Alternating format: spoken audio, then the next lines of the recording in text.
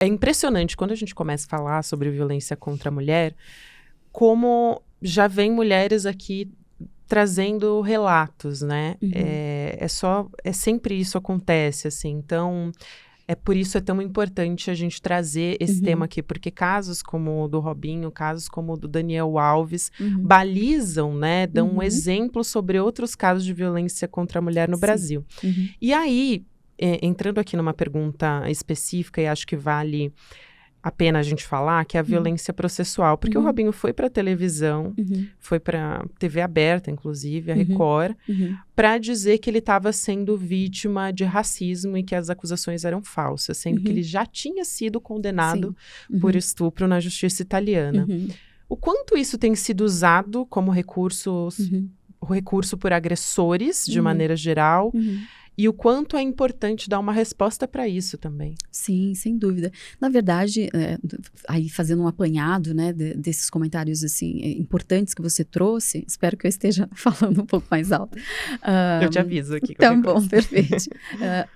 Nós temos no nosso país, o que nós já muito comentamos, desde há muito comentamos, que é a cultura do estupro. Então, é essa ideia de que a mulher, ela, depois de um longo processo e duro processo de encorajamento, ela consegue finalmente ir às barras do Poder Judiciário e pedir ajuda e denunciar o seu agressor, e muitas vezes, infelizmente, a vítima é julgada. A vítima é mais julgada do que o próprio agressor. Então, as perguntas que são, né, reiteradas sempre, mas estava fazendo o que lá? Mas bebeu, estava pedindo. Mas estava com essa roupa. Mas dançou com outros rapazes também, estava se oferecendo e tal.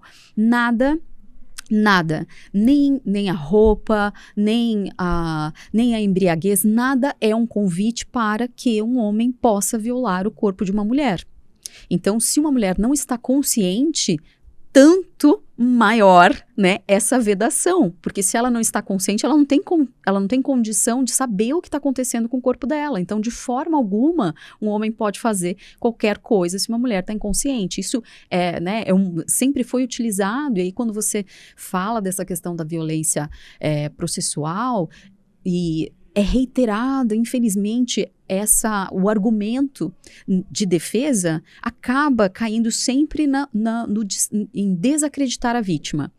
Então, é uma forma, né? Você acaba acusando a vítima, você diz que a vítima está mentindo, que não é verdade aquilo que ela falou, sendo que se trata de um crime que muitas vezes tem a chamada prova perversa, aquela prova que é impossível você conseguir fazer. São duas pessoas que estavam sozinhas dentro, às vezes, né? Não é o caso do Robinho, que foi um estupro coletivo, mas em regra são duas pessoas. No caso da Marie Ferrer, ela estava sozinha dentro de uma sala, então como a pessoa... Numa festa, né? E aí já começa um monte de juízo de valor também. Exato. Quem era... Aí começam a olhar a vida pregressa dessa mulher, aí começam a falar, aí veem, não, foi casada, não foi casada, quantos namorados teve. E nada disso vem ao caso. E curioso é que o agressor, em regra, não sofre esse tipo de análise. Então, ninguém foi atrás da vida do Robinho para saber o que ele tinha feito, Daniel Alves, se ele tem algum histórico de violência contra a mulher, se tem... Em geral, os homens, eles estão nesse espaço de impunidade, como você mesmo comentou. E nós estamos em um momento da história em que essa página, felizmente, né, a duras penas e com muita luta, nós estamos tentando virar. Essa ideia de descrédito das mulheres. Então, esses processos, eles são extremamente emblemáticos.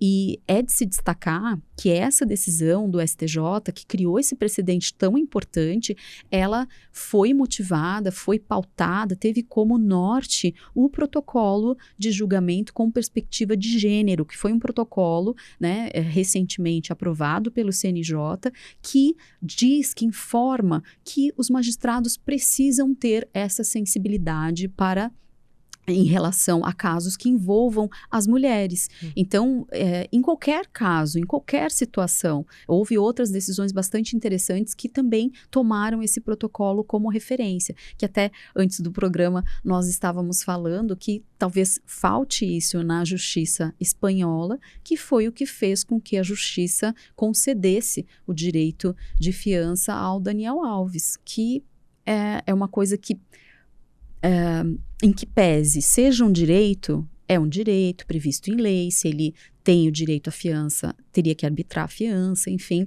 mas o caso é uma referência mundial de violência contra a mulher.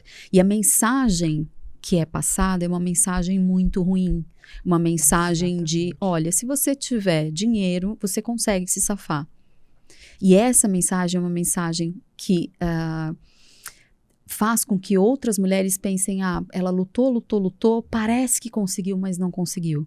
E isso é muito ruim, porque as mulheres, elas precisam ter essa sensação de, sim, nós seremos ouvidas, seremos respeitadas, seremos creditadas, nós não vamos passar por situações de violência processual. Essa fala do Robinho é extremamente curiosa para ser, assim, né, gentil, mas...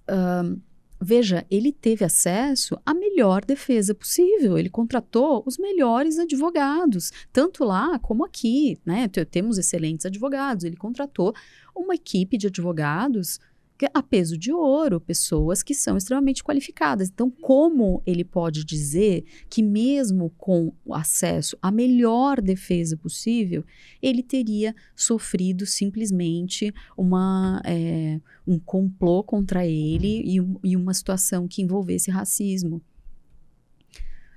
É muito difícil acreditar nessa narrativa, uma vez que o processo ele teve todas as Já etapas. apresentou as provas, Ele passou pelo devido processo legal. E inclusive, né? acho que vale a pena a gente ressaltar aqui, porque estou vendo algumas mensagens no chat confundindo, dizendo que ele foi julgado no Brasil.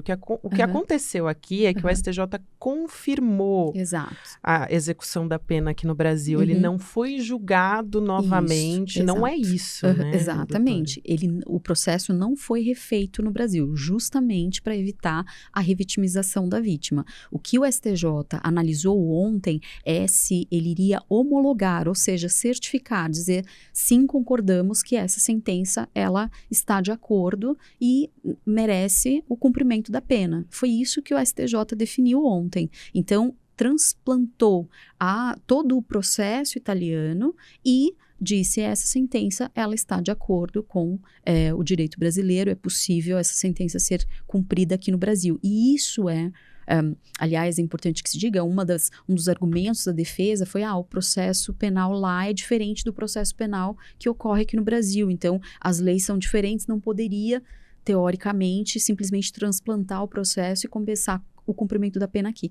Mas é importante que se diga que o fato em si é crime lá e é crime aqui.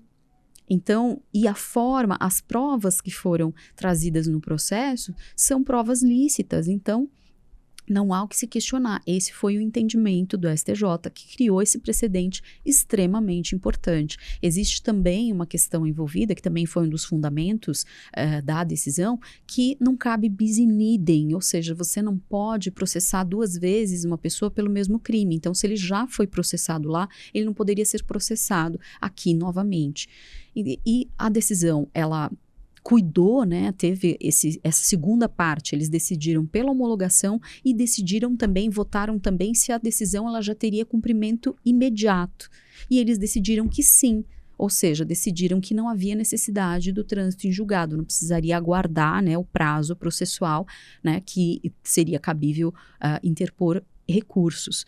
E aí foi justamente contra essa segunda parte da decisão que a defesa se insurgiu. Disse, não, olha, haveria, né, um recurso cabível, que seriam os embargos, enfim, essa questão que se coloca.